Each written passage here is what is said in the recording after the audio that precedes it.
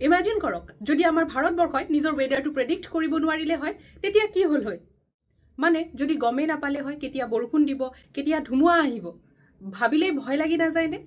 এনেকুৱাই হ'ল হয় যদি ইণ্ডিয়ান ফিজিচিষ্ট এণ্ড মেটিঅৰলজিষ্ট আন্নামানি নাথাকিলে হয়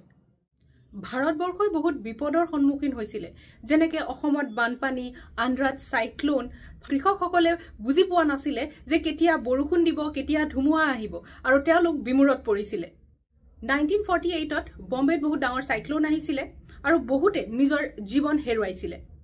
ৰিজন এটাই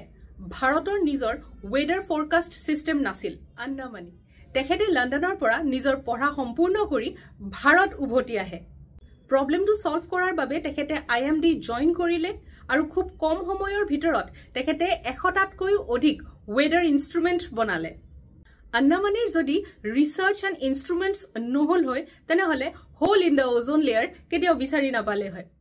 আৰু তেখেতৰ এই অৱদানৰ বাবে তেখেতক the weather women of India বুলি জনা হয় থ্যাংক ইউ ফৰ ওয়াচিং